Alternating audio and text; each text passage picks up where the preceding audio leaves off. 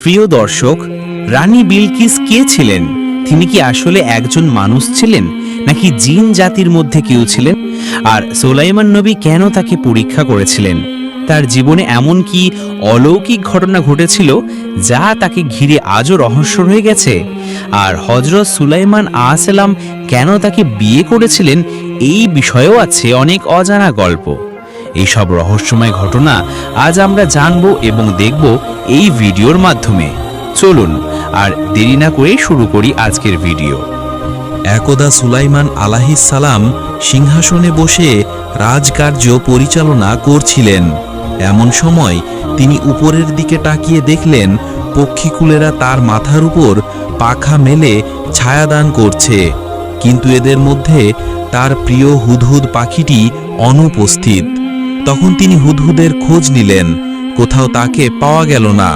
হযরত সুলাইমান আলাইহিসসালাম হুদহুদের উপর রাগিন্দিত হলেন এবং বললেন, হুদহুদ বোধহয় পালিয়ে গেছে, না হয় সে বেঈমান হয়ে গেছে। তাকে পেলে আমি জবাই করে দিব, না হয় তাকে সমুচিত শাস্তি প্রদান করব। এই কথা বলে তিনি একাপ নামক এক দৈত্যকে হুদহুদের খোঁজে প্রেরণ করলেন। একাপ অতি দ্রুত পথ চলতে আরম্ভ করল। কিছু দূর গিয়ে হুদহুদের সঙ্গে তার সাক্ষাৎ হলো। তখন একাপ শাহেনশাহের রাগের কথা এবং তাকে তার খোঁজে পাঠিয়েছেন এই বলে হুদহুদকে জানিয়ে দিল। হুদহুদ তখন বলে উঠল, আমি এক সুখবর নিয়ে এসেছি, যাতে শাহেনশাহ আমার সাথে আদেও রাগ করবে না। একাপ জিজ্ঞেস করল, ভাই কি খবর? হুদহুদ তখন বলল, আমি সে খবর শাহেনশাহের নিকটে গিয়েই বলবো, চলো আমরা সেখানেই যাই। উভয়ে একত্রে শাহেনশাহের দরবারে এসে পৌঁছালো। হুদহুদ শাহেনশাহের সম্মুখে গিয়ে একগাল হাসি দিয়ে বলল, হে শাহেনশাহ, আমি এখন একটি নতুন শুভ সংবাদ নিয়ে আপনার নিকটে আগমন করছি। তা যদি আপনি শোনেন, অবশ্যই আপনি খুশি হয়ে যাবেন। হযরত সুলাইমান আলাইহিসসালাম হুদহুদের বক্তব্য শুনে রাগ করলেন না। তিনি ঠান্ডা মাথায় হুদহুদকে জিজ্ঞেস করলেন, কি সংবাদ নিয়ে এসেছো? দ্রুত আমার নিকটে তা বর্ণনা করো। হুদহুদ তখন বলল, হে মহারাজ, আমি অল্প সময়ের জন্য আপনার সিংহাসনের বাইরে গিয়ে দেখি আমার এক জাতিবন্ধু উড়ে যাচ্ছে। তখন আমি তাকে ডাক দিলাম। সে ডাক শুনে আমার নিকটে আসলো। তখন তার সাথে দীর্ঘদিনের পুঞ্জীভূত ভালোবাসার আদান প্রদান হলো। তারপরে আমি কোথায় থাকি, সে কোথায় থাকে, এই বিষয়ে আমরা কথা বলা শুরু করলাম। তারপর সে আমাকে জিজ্ঞেস করলো আমি কোথায় থাকি। তখন আমি আপনার রাজদরবারের কথা বললাম। সে আপনার রাজদরবার সম্পর্কে কিছুই জানে না। তখন আমি বললাম, তুমি কোন রাজ্যে বসবাস করো, যেখানে হযরত সুলাইমান আলাইহিসসালামের রাজত্বের কোনো খবরই রাখে না? সে বলল, আমি এমন এক রানীর রাজ্যে বসবাস করি যে অত্যন্ত রূপবতী, দয়াবতী ও আরামপ্রিয়। তার রাজ্যে যত যা আছে সকলেই অতি আরামে জীবনযাপন করছে। তার সিংহাসন বিশাল ও অত্যন্ত সৌন্দর্যমণ্ডিত। হীরা, জহরত, পান্না, মুক্তা ইত্যাদি মূল্যবান পাথর দ্বারা সুসজ্জিত এক শহরের অধিকারী স্বর্ণ ও রূপ্য দ্বারা তৈরি তার সকল দরজা, জানালা। তখন আমি বললাম, তোমার রাজ্য সম্বন্ধে হয়তো আমাদের শাহেনশাহ হযরত সুলাইমান আলাইহিসসালাম অবগত নন। যদি তিনি অবগত থাকতেন, তাহলে অবশ্যই তার অধীনতা স্বীকার করে রানী বিলকিসকে রাজ্য পরিচালনা করতে হতো। তখন আমার বন্ধু পাখিটি বলল, চলো আমার সাথে, আমাদের রানীর সুন্দর সুসজ্জিত রাজ্যটি একবার দেখে আসবে। আমার সাথে গিয়ে তার প্রস্তাব শুনে প্রথমে আমি যেতে চাইলাম না। তখন আমার বন্ধু পাখিটি বলল, সাবাহে দত্তের একমাত্র রূপসী কন্যা সাবা রাজ্যের রানী বিলকিস বেগমকে একবার দেখে এসো। তিনি কতটা রূপের রানী এবং কত শক্তির অধিকারিণী, তা না দেখলে তুমি কখনোই অনুমান করতে পারবে না। আমি আমার বন্ধুর মুখে তার এই ধরনের প্রশংসা শুনে তাকে দেখার জন্য রওনা হয়ে গেলাম। দীর্ঘ সময় পথ চলার পরে সাবা রাজ্যের রাজধানীতে গিয়ে পৌঁছালাম। সেখানে গিয়ে রাজমহলের এক দেওয়ালের উপর বসলাম। তখন আমি রানী বিলকিস বেগমকে দেখলাম। তিনি অপরূপ সৌন্দর্যের অধিকারিণী। তিনি কুমারী, অত্যন্ত মূল্যবান বিরাট এক সিংহাসনের উপবিষ্ট। আমি তার রূপ দেখে মুগ্ধ হয়ে গেলাম এবং শাহেনশাহের বিবি হিসাবে রানী বিলকিসকে পাওয়ার জন্য আমি রব্বুল আলামিনের কাছে ফরিয়াদ করতে লাগলাম। হে শাহেনশাহ হযরত সুলাইমান আলাইহিস সালাম, এখন আমার পুরস্কার দিন। আমি এমন পুরস্কার চাই যা আমার বংশানুক্রমে এক সম্মানের প্রতীক হিসাবে চিহ্নিত হয়ে থাকবে। হযরত সুলাইমান আলাইহিসসালাম হুদহুদের কথা শুনে বললেন, তুমি যা বলছো তা যদি সত্য হয় তাহলে অবশ্যই তুমি এর পুরস্কার পাবে, কিন্তু এর পূর্বে তুমি সত্যবাদী নাকি মিথ্যাবাদী এটা আমি যাচাই করে দেখব। আর যদি তুমি তোমার সংবাদে সত্যবাদী হয়ে থাকো তাহলে অবশ্যই তোমার মাথায় এক স্মরণীয় মুকুট স্থাপন করে দেওয়ার জন্য আমি আল্লাহ রাব্বুল আলামিনের দরবারে ফরিয়াদ জানাবো। আর যদি তুমি মিথ্যাবাদী হও তাহলে অবশ্যই তোমাকে শাস্তি প্রদান করব। হুদহুদ তখন বলল, আপনার নিকট মিথ্যা কথা বলার মতো দুঃসাহস আমার নেই। আমি যা কিছুই বলেছি সব কিছুই সত্য কথাই বলেছি। প্রকৃতপক্ষে ঘটনা এর চেয়ে আরও অত্যন্ত সুন্দর এবং ব্যাপক। তবে আমার এই ক্ষুদ্র মুখে রানী বিলকিসের সৌন্দর্যতা এবং তার বিশাল রাজ্যের সঠিক বর্ণনা দেওয়া কখনোই সম্ভব নয়। তবে হে আল্লাহর নবী, একটা বিষয় এমন আছে যা ঘৃণা করা যেতে পারে, আর সে বিষয়টি হলো এই রানী বিলকিস এবং তার প্রজাবৃন্দ সকলেই সূর্যের পূজারী। যে বিষয়টা দেখে আমি অত্যন্ত কষ্ট পেয়েছি। হযরত সুলাইমান আলাইহিস সালাম হুদহুদের কথা শুনে জিজ্ঞেস করলেন, তুমি কি তাদেরকে সূর্য পুরুষ করতে দেখেছো? হুদহুদ বলল, হ্যাঁ, আমি নিজ চোখে দেখেছি। তারা সকলেই সূর্যের পূজা করছে। আর হে আল্লাহর নবী, শয়তান তাদের পথ প্রদর্শন করছে। এতে তারা আল্লাহ তাআলার নির্বাচিত পথ পরিত্যাগ করে সূর্য পূজায় আত্মনিয়োগ করেছে এবং তারা হেদায়েতের থেকে অনেক দূরে সরে পড়েছে। হযরত সুলাইমান আলাইহিস সালাম হুদহুদের কথা শুনে বললেন, হে হুদহুদ, আমি চাই তোমাকে বিশেষ দূত বানিয়ে আমার পত্র রানী বিলকিসের নিকটে প্রেরণ করব। আর এটা বহন করে তুমি নিজেই পৌঁছে দিয়ে আসবে এবং আমি দেখতে চাই রানী বিলকিস উক্ত পত্র পাবার পরে সে এর কি উত্তর প্রদান করে। হুদহুদ বলল, আল্লাহর নবী, তাহলে দয়া করে পত্রটি লিখে দিন, আমি এখনই বিলকিসের কাছে তা আমি পৌঁছে দিয়ে আসব। তখন হযরত সুলাইমান আলাইহিস সালাম পত্র লেখা শুরু করলেন। আর পত্রটি এমনভাবে লিখলেন, পরম করুণাময় আল্লাহর নামে আরম্ভ করছি। এই পত্র আল্লাহর নবী সুলাইমানের পক্ষ থেকে সাবার রানী বিলকিসের প্রতি প্রেরিত হলো। হে রানী বিলকিস, আপনি অনতিবিলম্বে ইসলাম ধর্ম গ্রহণ করে আমার নিকটে চলে আসুন, অন্যথায় প্রতিরোধমূলক শক্তি নিয়ে আমার মোকাবেলা করার জন্য প্রস্তুত থাকুন। এই পত্র লিখে হযরত সুলাইমান আলাইহিস সালাম পত্রটি হুদহুদ পাখির মুখে দিয়ে দিলেন। হযরত সুলাইমান আলাইহিস সালামের কাছ থেকে বিদায় নিয়ে হুদহুদ পাখি এই চিঠি নিয়ে রওনা হলেন এবং দীর্ঘ পথ অতিক্রম করে সাবা রাজ্যের রাজধানীতে গিয়ে হুদহুদ পাখি পৌঁছালো। অতঃপর সে রাজমহলে গিয়ে দেখল রানীর খাসমহলের 7টি দরজা বন্ধ রয়েছে, শুধুমাত্র জানলাগুলি খোলা রয়েছে। তখন হুদহুদ জানলা গিয়ে ভিতরের দিকে অগ্রসর হলো। সে আস্তে আস্তে অগ্রসর হয়ে মহলের ভিতরে গিয়ে দেখল রানী বিলকিস ঘুমিয়ে রয়েছে। তখন হুদহুদ পাখিটি খুবই সতর্কতার সহিত চিঠিখানা রানীর বুকের উপর রেখে জানলা দিয়ে আবার বের হয়ে চলে আসলো। এরপর হুদহুদ পাখিটি সাবা রাজ্য থেকে রওনা দিয়ে হযরত সুলাইমান আলাইহিস সালামকে এসে বলল, হে আল্লাহর নবী সুলাইমান আলাইহিস সালাম, আমি পত্রটি আপনার আমানত স্বরূপ রানী বিলকিসের কাছে পৌঁছে দিয়ে এসেছি। এদিক থেকে রানী বিলকিস ঘুম থেকে জেগে দেখে বুকের উপরে একখানা পত্র দেখে অবাক হয়ে গেলেন। অতঃপর তিনি পত্রটি খুললেন এবং পাঠ করা শুরু করলেন। পত্র পাঠ করে তিনি ভীষণ চিন্তাযুক্ত হলেন। কে তার নিকট অলৌকিকভাবে এই পত্রটি পৌঁছে দিল তিনি তো কাউকে দেখেননি। বিশেষ করে 7 মহলের সম্পূর্ণ দরজা সবগুলো বন্ধ থাকার পরে এবং কিভাবে পত্র এখানে আসলো। দ্বিতীয়ত, পত্রের বিষয়বস্তু অত্যন্ত ভীতিকর এবং হুমকি বিশেষ।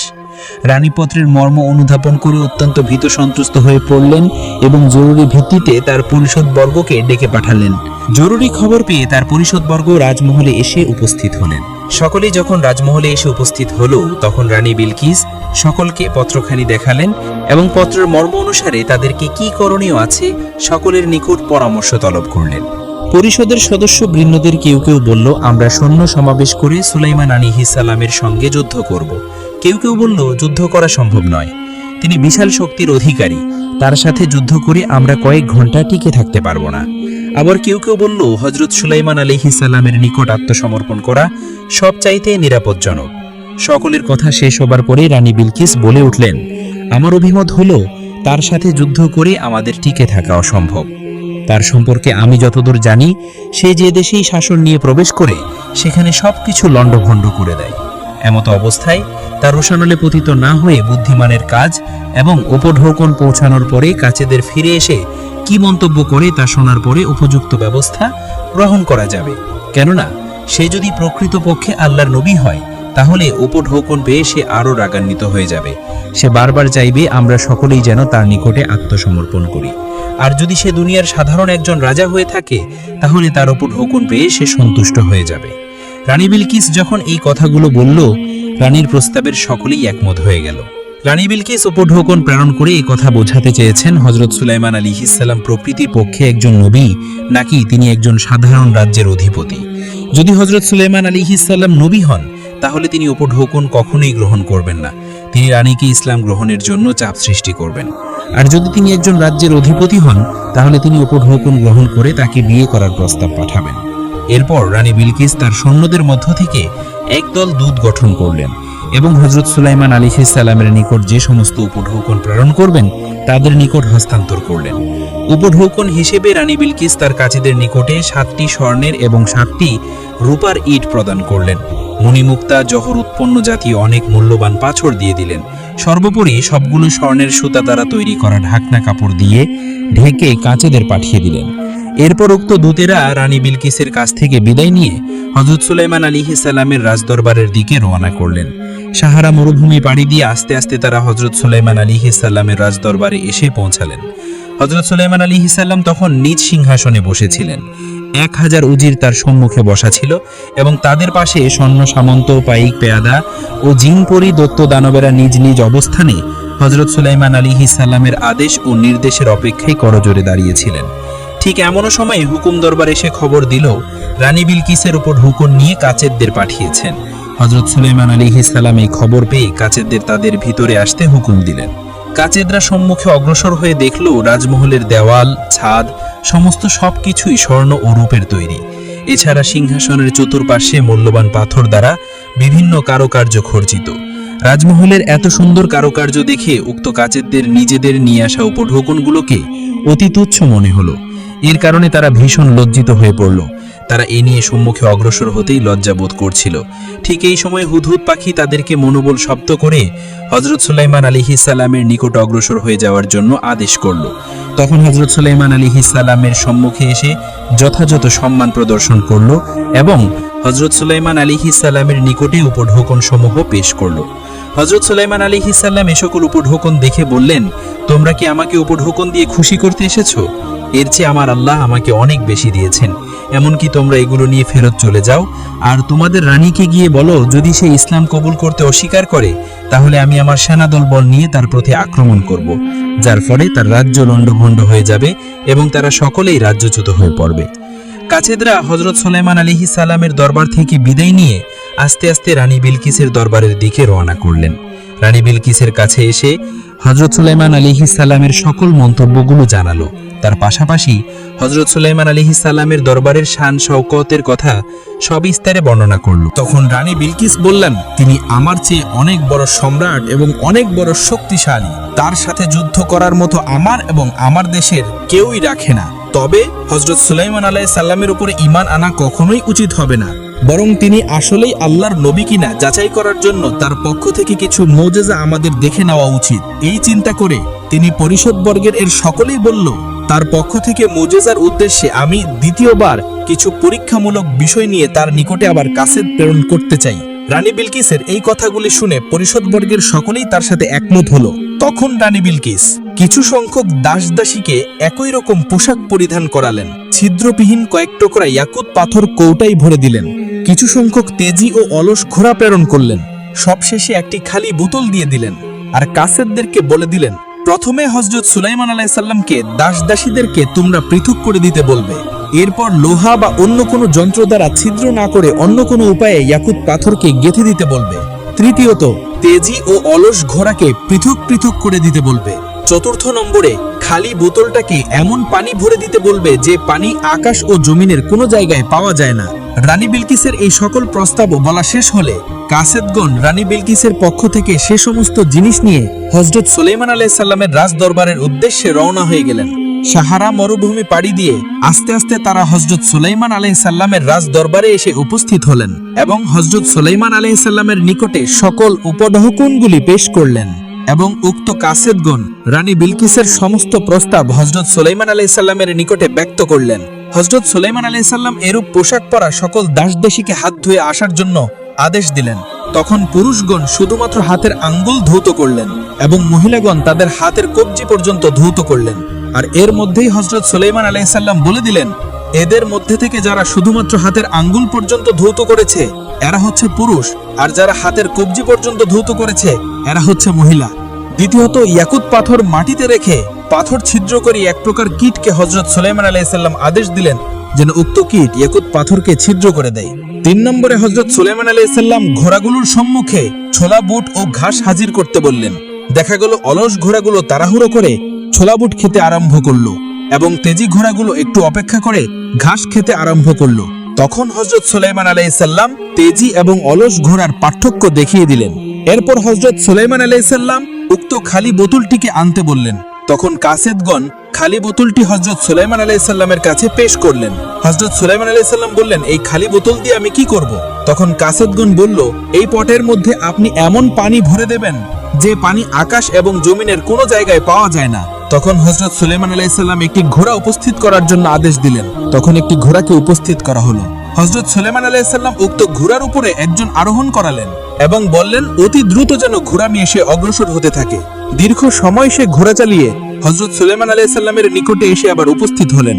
দ্রুত দৌড়ানোর কারণে উক্ত ঘোড়াটি যখন ঘেমে গেল, হযরত সুলাইমান আলাইহিস সালাম উক্ত ঘোড়ার ঘামগুলো বোতলের মধ্যে ভরে নিলেন এবং বললেন, এটা এমন পানি যা আকাশেও পাওয়া যায় না, জমিনেও পাওয়া যায় না। রানী বিলকিসের পাঠানো সকল কাসেদরা সুলাইমান আলাইহিস সালামের কার্যকলাপ দেখে বিস্ময়ে হতবাক হয়ে গেলেন এবং তারা দ্রুত হযরত সুলাইমান আলাইহিস সালামের কাছ থেকে বিদায় নিয়ে রানী বিলকিসের দরবারে রওনা হয়ে গেল। অতঃপর তারা রানী বিলকিসের কাছে উপস্থিত হয়ে সুলাইমান আলাইহিস সালামের সকল মুজিজা এবং তার ইলম ও হিকমতের ব্যাপারে সবিস্তারে বর্ণনা করলো। কাসেদদের পক্ষ থেকে হযরত সুলাইমান আলাইহিস সালামের ইলম, হিকমত এবং মুজিজার ব্যাপারে শুনে রানী বিলকিস সাথে সাথে বলে উঠল, অবশ্যই হযরত সুলাইমান আলাইহিস সালামের দরবারে গমন করব এবং তার হাতে হাত দিয়ে মুসলমান হয়ে যাব। এরপর আস্তে আস্তে রানী বিলকিস সফরের প্রস্তুতি নিতে আরম্ভ করে দিলেন। সর্বপ্রথম তিনি তার পরিষদবর্গকে আদেশ দিলেন যেন তার সিংহাসনটি 7 মহলের অভ্যন্তরে রেখে সকল দরজা বন্ধ করে দেওয়া হয়। রানী বিলকিসের হুকুম পেয়ে তারা তার সিংহাসনটি 7 মহলের মধ্যে রেখে 7টি দরজায় তালা লাগিয়ে দিলেন। এরপর রানী বিলকিস হযরত সুলাইমান আলাইহিস সালামের রাজদরবারের উদ্দেশ্যে যাত্রা করলেন আর তার সাথে 100 দাসদাসী ও অসংখ্য সৈন্য সামন্ত নিয়ে তিনি সাহারা মরুভূমি পাড়ি দিয়ে হযরত সুলাইমান আলাইহিস সালামের মুলকের দিকে রওনা শুরু করলেন। এদিক থেকে মুহূর্তের মধ্যে বাতাস হযরত সুলাইমান আলাইহিস সালামের নিকটে রানী বিলকিসের রওনা হবার ব্যাপারে জানিয়ে দিলেন। তখন তিনি সাথে সাথে রাজদরবারকে আরো পরিপাটি করার জন্য আদেশ প্রদান করলেন। হযরত সুলাইমান আলাইহিস সালামের আদেশ পেয়ে তার রাজদরবারের সমস্ত জিনগণ রাজদরবারকে আরো পরিপাটি করে তুললেন। ইতিপূর্বে হযরত সুলাইমান আলাইহিস সালামের দরবারে কতিপয় জিনেরা এসে খবর দিয়েছিল যে রানী বিলকিস মানুষ নয়, জিন জাতির এক প্রাণী। তার পায়ের গোড়ালি থেকে উপরে পশমে পরিপূর্ণ, আর এটাই রানীর জিন হওয়ার জন্য সবচেয়ে বড় প্রমাণ। এছাড়া সে একটু হাওয়া টাইপের, তার বুদ্ধিজ্ঞান খুবই কম, ইত্যাদি বিষয়ে জিন হযরত সুলাইমান আলাইহিস সালামকে সংবাদ প্রদান করল। হযরত সুলাইমান আলাইহিস সালাম এই দুটি বিষয় পরীক্ষা করার জন্য তিনি তার সিংহাসনের সম্মুখে একটি খোলা নহর তৈরি করলেন, যেটাতে পানি সর্বদা প্রবাহিত হতে থাকত। তিনি প্রবাহিত নহরের উপর বিরাট এক খণ্ড স্বচ্ছ আয়না রেখে দিলেন, যে আয়নাটি স্বাভাবিক দৃষ্টিতে দেখা যায় না, শুধুমাত্র পানি প্রবাহিত হচ্ছে এটাই দেখা যায়। হযরত সুলাইমান আলাইহিস সালাম এই স্বচ্ছ আয়নার উপর দিয়ে রানী বিলকিসের আগমনের আয়োজন করলেন। হযরত সুলাইমান আলাইহিস সালামের দরবারে রানীর আগমনের ব্যাপারে আরও একটি সমস্যা দেখা দিল। রানী বিলকিস এক আজ্যের বাচ্চা, তিনি হযরত সুলাইমান আলাইহিস সালামের দরবারে আসছেন, তখন তার জন্য একটি মর্যাদাবান আসন তো প্রয়োজন, কিন্তু হযরত সুলাইমান আলাইহিস সালামের দরবারে তার নিজ সিংহাসন ছাড়া অন্য কোনো সিংহাসন ছিল না। তাই বিষয়টি নিয়ে সকলেই চিন্তিত হয়ে পড়ল। হযরত সুলাইমান আলাইহিস সালাম তখন বললেন, হে জিন জাতি, তোমাদের মধ্য থেকে কে এমন যে রানী বিলকিসের সিংহাসনটি আমার নিকটে উপস্থিত করতে পারবে? হযরত সুলাইমান আলাইহিস সালামের আদেশক্রমে জিনেরা এসে বললেন, হুজুর, আপনার হুকুম পেয়ে আমরা কয়েক ঘন্টার মধ্যে রানী বিলকিসের সিংহাসন এনে হাজির করব। হযরত সুলাইমান আলাইহিস সালাম বললেন, এতটা সময় দেওয়া সম্ভব নয়, কেননা রানী বিলকিসের আগেই আমাদের এখানে উপস্থিত হয়ে যেতে পারে। তখন হযরত সুলাইমান আলাইহিস সালামের কথা শুনে ইফরিত নামক এক শক্তিশালী জিন এসে বলল, হুজুর, আমি মাত্র 1 ঘন্টার মধ্যেই সিংহাসন নিয়ে আসতে পারি। হযরত সুলাইমান আলাইহিস সালাম বললেন, এত সময় দেওয়া সম্ভব নয়, এর চেয়েও কম সময়ের মধ্যে কে নিয়ে আসতে পারবে? তখন হযরত সুলাইমান আলাইহিস সালামের প্রধানমন্ত্রী, যিনি অত্যাধিক বিদ্যার যথেষ্ট জ্ঞান অর্জন করেছিল, তিনি বললেন, হুজুর, আপনার আদেশ হলে চোখের নিমেষের মধ্যেই সিংহাসন আমি আপনার সামনে হাজির করতে পারি। তখন হযরত সুলাইমান আলাইহিস সালাম প্রধানমন্ত্রী আসিফকে সিংহাসন হাজির করার নির্দেশ দিলেন। তখন হযরত সুলাইমান আলাইহিস সালামের প্রধানমন্ত্রী আসিফ রানীর 7 মহলের দরজা খুলে অতি স্বল্প সময়ের মধ্যে চোখের পলকে সিংহাসনটি হযরত সুলাইমান আলাইহিস সালামের দরবারে উপস্থিত করে দিল। হযরত সুলাইমান আলাইহিস সালাম সিংহাসন দেখে আল্লাহর শুকরিয়া আদায় করলেন। এটার কিছুটা সংস্কার করো, সম্মুখের পাথরগুলো পরিবর্তন করে নতুন পাথর দাও, যাতে সিংহাসন চিনতে রানীর একটু অধিক ভাবনা চিন্তা করতে হয়।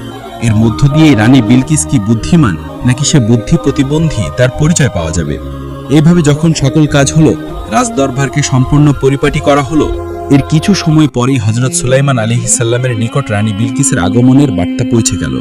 হযরত সুলাইমান আলাইহিস সালাম রানী বিলকিসকে রাজমহলে নিয়ে যাওয়ার জন্য আদেশ দিলেন এবং তিনি তার সম্মুখে উপস্থিত উক্ত নগরের দিকে তাকিয়ে রইলেন। রানী বিলকিস নহরের নিকটে এসে নিজ পরিধানের কাপড় একটু উঁচিয়ে সম্মুখের দিকে অগ্রসর হলেন। অতঃপর তিনি একটি মুদ্রা সম্মুখ নহরের মধ্যে নিক্ষেপ করলেন। মুদ্রাটি কাছের উপর পড়ে শব্দ করে একপাশে ছিটকে গেল। তখন রানী বিলকিস উঁচিয়ে রাখা কাপড় ছেড়ে দিলেন এবং সম্মুখের দিকে অগ্রসর হলেন। রানী যখন কাপড় উঁচু করলেন, তখন হযরত সুলাইমান আলাইহিস সালাম তার পায়ের প্রতি লক্ষ্য করে দেখলেন তার পায়ে কোনো পশমের চিহ্নই নেই। হযরত সুলাইমান আলাইহিস সালাম রানী বিলকিসের বুদ্ধিমত্তা দেখে তিনি বুঝতে পারলেন জিনরা তার নিকটে মিথ্যা অপবাদ দিয়েছে, তাই রানীর প্রতি তার বিশ্বাস ও আকর্ষণ আরো বহু গুণে বৃদ্ধি পেয়ে গেল। রানী বিলকিস হযরত সুলাইমান আলাইহিস সালামের সম্মুখে পৌঁছে হযরত সুলাইমান আলাইহিস সালামকে সালাম দিলেন এবং তাকে মুসলমান করে নেওয়ার জন্য আবেদন পেশ করলেন। হযরত সুলাইমান আলাইহিস সালাম এই কাজে আর বিলম্ব না করে তাকে তওবা ও কলেমা পাঠ করালেন। রানী বিলকিস তখন হযরত সুলাইমান আলাইহিস সালামের বিবাহিত স্ত্রী রূপে ধন্য হবার জন্য আকাঙ্ক্ষা প্রকাশ করলেন। হযরত সুলাইমান আলাইহিস সালাম বললেন, সে বিষয়টি পরে দেখা যাবে, এখন আপনি আমার পাশে সিংহাসনে উপবেশন করুন।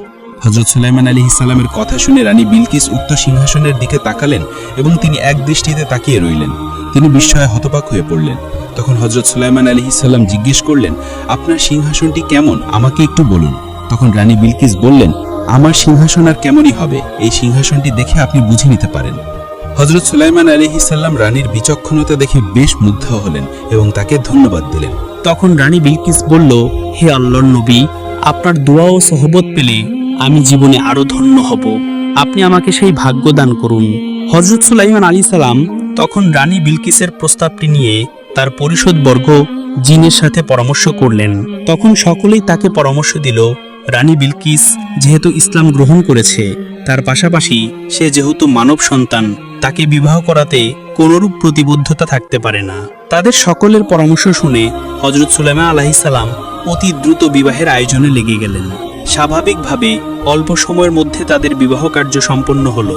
হযরত সুলাইমান আলাইহিস সালামের পরিষদবর্গ, তার উম্মত এবং সকল লোক হযরত সুলাইমান আলাইহিস সালাম এবং রানী বিলকিসের মধ্যকার বিবাহ খুব সুন্দরভাবে উপভোগ করতে লাগলো। হযরত সুলাইমান আলাইহিস সালামের স্ত্রী সংখ্যা ছিল ইতিপূর্বে 300 জন, এখন হলো 301 জন, আর তার রাজমহলে বাদী সংখ্যা ছিল 700 জন। সব মিলিয়ে সর্বমোট 1000 ছিল ঘরোয়া মেয়ের লোকের সংখ্যা। তিনি যখন অন্দরমহলে যেতেন, তখন সকল স্ত্রীগণ সম্মুখে দাঁড়িয়ে থাকতেন এবং বাদীগণ তার পিছনে দাঁড়িয়ে থাকত। তাদের মধ্য থেকে রানী বিলকিসকে হযরত সুলাইমান আলাইহিস সালাম সব থেকে বেশি সম্মান দিলেন। রানী বিলকিস যখন তার নিকটে আসতেন, তখন অন্য সকল স্ত্রী ও বাদীরা দূরে সরে যেত, যাতে করে হযরত সুলাইমান আলাইহিস সালাম ও রানী বিলকিস দুজনই অধিক সময় আনন্দ উপভোগ করতে পারেন। হযরত সুলাইমান আলাইহিস সালাম যে রাত্রে স্ত্রীর নিকট গমন করতেন, সে রাতে এক এক করে 1000 স্ত্রীর সাথে তিনি মিলন করতেন। কোনো বৈষম্য বা পার্থক্য তার নিকটে ছিল না, আর এটাই ইসলামী শাশ্বত বিধান। হযরত সুলাইমান আলাইহিসসালাম রানী বিলকিস এবং তার অন্য স্ত্রীদেরকে নিয়ে সুখে শান্তিতে দিন কাটাতে লাগলেন। হযরত সুলাইমান আলাইহিসসালামের যুগের অধিকাংশ জিন ছিল হযরত সুলাইমান আলাইহিসসালামের তাবেদার, বাকি কতকগুলো ছিল বেঈমান, কতকগুলো ছিল মুশরিক, আর কত রাষ্ট্রদ্রোহী পলাতক ছিল। হযরত সুলাইমান আলাইহিসসালাম প্রায় অন্যায়কারীদেরকে ধরে এনে বিচার করতেন। পলাতক ও রাষ্ট্রদ্রোহীদেরকে ধরার জন্য জিনদের মধ্যে গুপ্তচর ছিল, সেনাবাহিনী ও নিরাপত্তা বাহিনীও ছিল। তারা পালাবদল করে ক্রমে ক্রমে অপরাধীদেরকে খুঁজে বের করে হযরত সুলাইমান আলাইহিসসালামের দরবারে বন্দী করে নিয়ে আসতেন। একথা রানী বিলকিসের অনুরোধে হযরত সুলাইমান আলাইহিসসালাম তাকে নিয়ে সিংহাসনে আরোহণ করে সমুদ্র যাত্রা করলেন। বাতাসে তাদের সিংহাসন নিয়ে বহু দেশ সফর করে এক গভীর ও দিগন্তহীন সমুদ্রের উপর স্থির হয়ে দাঁড়িয়ে থাকল। রানী বিলকিস প্রাণ ভরে সমুদ্রের দৃশ্য অবকলন করলেন। অতঃপর বাতাস তাদের সিংহাসন এক বিশাল দ্বীপে নিয়ে আসলো। সেখানে তারা অবতরণ করলেন এবং প্রাকৃতিক সৌন্দর্য মণ্ডিত গাছপালা, নহর, ঝর্ণা ও পর্বতমালা দেখলেন। হযরত সুলাইমান আলাইহিসসালাম ও রানী বিলকিস সেখানে পৌঁছানোর পরে জিনেরা কয়েক হাজার রাষ্ট্রদ্রোহী পলাতক জিনদের হযরত সুলাইমান আলাইহিসসালামের নিকট হাজির করলেন। হযরত সুলাইমান আলাইহিসসালাম তাদেরকে মৃত্যুদণ্ড প্রদানের সিদ্ধান্ত গ্রহণ করলেন। তখন রানী বিলকিস তাদের জীবন ভিক্ষার জন্য হযরত সুলাইমান আলাইহিসসালামের নিকটে আবেদন করলেন। রানী বিলকিসের আবেদনের কারণে হযরত সুলাইমান আলাইহিসসালাম বললেন, এরা দীর্ঘদিন যাবৎ আমার বিরুদ্ধে ষড়যন্ত্র করে এসেছে, এদের কোনোই ক্ষমা নেই। তবে তুমি যদি তোমার দায়িত্বে এদেরকে অনুগত মুসলমান করে দেখাশোনা করতে পারো, তাহলে এদের জীবন ভিক্ষা দিতে পারি। রানী বিলকিস তখন সকল জিনদের নিকট অঙ্গীকার নিয়ে তাদেরকে মুসলমান করে নিজ তত্ত্বাবধানে নিয়ে গেলেন। এ জিনেরা সারা জীবন রানী বিলকিসের আজ্ঞাবহ হয়ে থাকলো। হযরত সুলাইমান আলাইহিসসালাম সেখান থেকে সফর শেষ করে রানী বিলকিসের সাবা নামক রাজ্যের দিকে আস্তে আস্তে রওনা দিতে শুরু করলো। রানী বিলকিস সহ তখতে সুলাইমান নিয়ে হযরত সুলাইমান আলাইহিসসালাম সাবা রাজ্যে এসে উপস্থিত হলেন। হযরত সুলাইমান আলাইহিসসালাম সাবা রাজ্যে পৌঁছানোর পরে সেখানে দীর্ঘ সময় অবস্থান করলেন এবং তার রাজ্যের সব কিছুই ঘুরে ঘুরে দেখলেন। সর্বশেষ হযরত সুলাইমান আলাইহিসসালাম সাবা রাজ্যের সকল অধিবাসীদেরকে ইসলামের তালিম দেন এবং মুসলমানদের অন্তর্ভুক্ত করে নেন। এছাড়া সেখানকার প্রশাসন বিভাগের কর্মকর্তাদেরকে ডেকে ইসলামী আইন অনুসারে রাজ্য শাসনের পরামর্শ দেন এবং জাবর কিতাব অনুসারে দেশ পরিচালনার লক্ষ্যে অতি শীঘ্রই একটি শিক্ষা প্রতিষ্ঠান গড়ে তোলার নির্দেশ প্রদান করেন। এছাড়া মানুষকে পরিশ্রমী ও আদর্শবান করে গড়ে তোলার উদ্দেশ্যে দেশব্যাপী কিছু প্রশিক্ষণ কেন্দ্র খোলার পরামর্শ দেন। এছাড়া আরও প্রয়োজনীয় বহু বিষয়ে তিনি দিক নির্দেশনা প্রদান করেন। এরপর হযরত সুলাইমান আলাইহিসসালাম সাবা রাজ্যে রানী বিলকিসকে রেখে তখতে সুলাইমান নিয়ে আস্তে আস্তে নিজ দেশের উদ্দেশ্যে রওনা দেন। হযরত সুলাইমান আলাইহিসসালাম বিভিন্ন শহর, নদ নদী, সাগর ইত্যাদি পাড়ি দিয়ে আবার নিজ দেশে এসে উপস্থিত হলেন। নিজ দেশে পৌঁছানোর পরে হযরত সুলাইমান আলাইহিসসালাম আগের ন্যায় আবার রাষ্ট্র পরিচালনা করা শুরু করলেন। মাঝে মতো তিনি সাবা রাজ্যে গমন করে রানী বিলকিসের খোঁজ খবর নিতেন এবং সেই দেশের সমস্ত লোকদেরকে নসিহত ও তালিম দিতেন। হযরত সুলাইমান আলাইহিসসালাম এইভাবে আল্লাহ রাব্বুল আলামিনের হেদায়েতের বাণী জাবুর কিতাবের দাউদ নিজ দেশ ও অন্য সকল রাষ্ট্রে প্রচার করলেন। হযরত সুলাইমান আলাইহিসসালাম এভাবেই অক্লান্ত পরিশ্রম করে নিজ দেশ সহ অন্যান্য সকল রাষ্ট্রে ইসলামের প্রচার প্রসার ধারণ করলেন। সকল মুসলমানকে জাবুর কিতাব অনুসারে ইসলামের ছায়া একত্রিত করে অবশেষে আল্লাহ নবী সুলাইমান আলাইহিসসালাম আল্লাহ পাক রব্বুল আলামিনের ডাকে সাড়া দিয়ে এই পৃথিবী ত্যাগ করেন। প্রিয় দিন ও ভাই বোনেরা, আজকের এই ভিডিওটি এই পর্যন্ত। আজকের ভিডিওটি কেমন লেগেছে অবশ্যই কমেন্ট বক্সে লিখবেন। আর যদি ভিডিওটি খুবই ভালো লেগে থাকে তাহলে অবশ্যই ভিডিওটি শেয়ার করবেন। দেখা হচ্ছে পরের অন্য